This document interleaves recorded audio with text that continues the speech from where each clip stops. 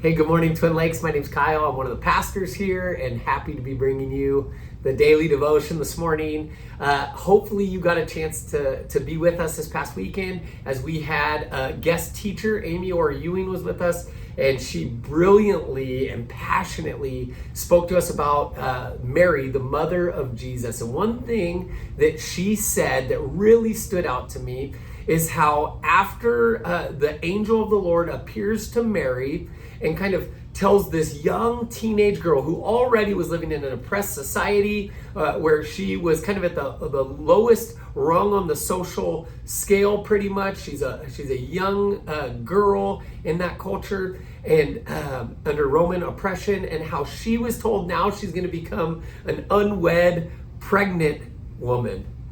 And how all of these things in Mary's life just seem to be just kind of stacked one on top of another to show that her circumstances are not looking good. And yet, in Luke's Gospel, chapter 1, verse 30, the angel of the Lord, after telling her this, says, "You have found favor with God."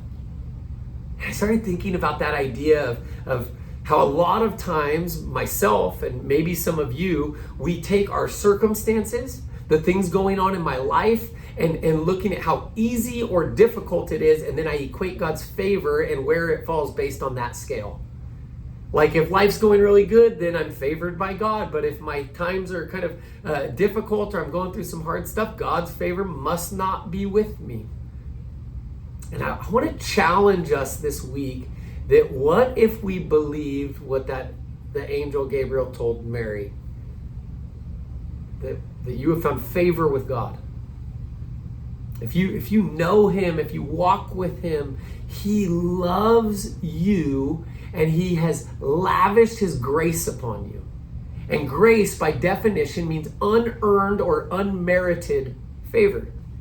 You don't deserve it, meaning it's not about what you bring, it's not about what you're offering, which I can also do that in my life, think that God's favor can be earned by how hard I try or how many Bible studies I do. And again, don't get me wrong, those things are important for my own development and maturity, but they don't change God's favor in my life, and they don't change God's love for me or for you.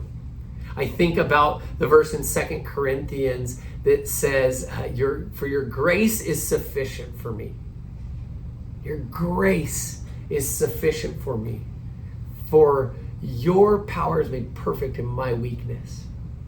The idea that we have a God that it's not about what we bring, and it's also not about what our circumstances look like. We have a God who gives us unmerited, unearned favor because he loves us.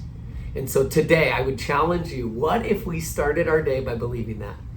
By stopping and just saying, God, thank you for the favor that you have lavished on us by your grace, not by anything I've done to earn it, and watch how that changes our outlook on the rest of our day and even the rest of our week.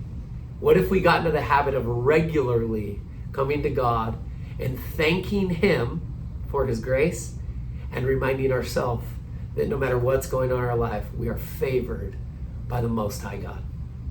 I hope you're encouraged by that, and we hope to see you guys next weekend.